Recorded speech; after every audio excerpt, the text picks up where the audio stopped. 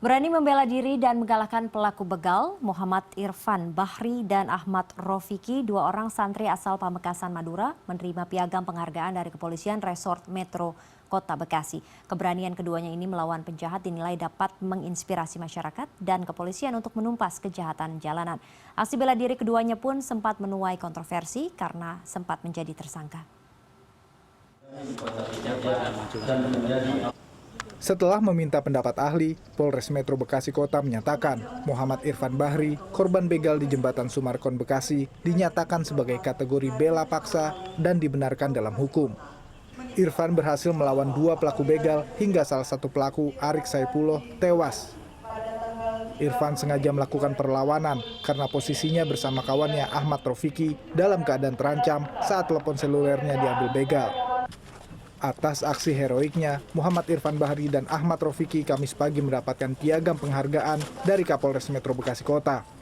Penghargaan diberikan sebagai apresiasi karena keduanya berani melawan pelaku kejahatan.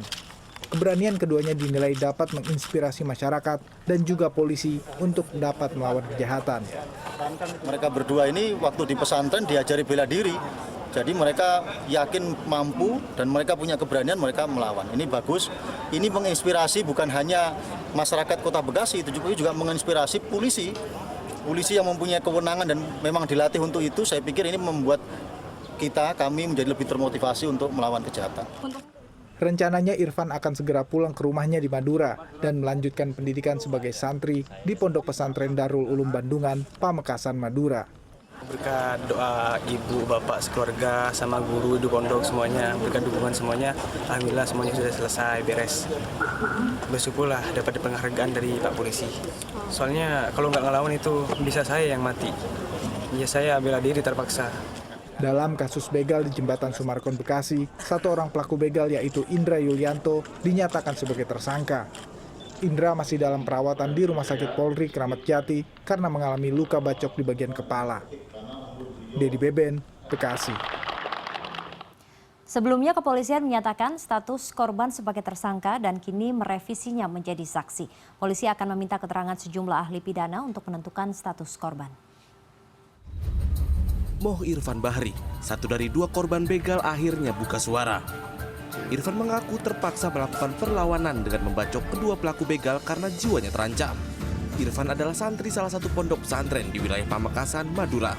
Ia sedang berlibur ke rumah pamannya di wilayah Bekasi Jaya saat ia bersama temannya dibegal di Jembatan Sumarkon Bekasi Rabu dini hari lalu. Ia didatangi dua orang yang memaksa hendak mengambil handphone miliknya. Berbekal ilmu silat yang dimilikinya, Irfan yang kala itu diancam dengan celurit akhirnya melawan. Irfan juga sempat terkena luka bacok di bagian punggung, tangan, dan pipi. Saya tangkis, tangannya kena saya. Saya tangkap, terus saya mikir kalau nggak dijatuhin ini tetap berontak si perampok itu. Ditendang kakinya, dia jatuh ke bawah. Terus jatuhnya celurit itu kena pipi sama ini. Nah, sedikit. Habis itu saya ambil pakai tangan kanan saya yang di tangannya itu. Terus saya bacok lagi. Bacok. Fauzi, paman Irfan mengaku sempat kaget mengetahui keponakannya duel dengan pelaku begal. Fauzi yakin keponakannya hanya membela diri. Kan saya termasuk untuk membela diri. Kalau yang mau gimana lagi terserah polisi gimana bagusnya. Sementara itu, status Irfan yang sebelumnya disebut sebagai tersangka lantaran telah membunuh pelaku begal akhirnya dipastikan oleh polisi.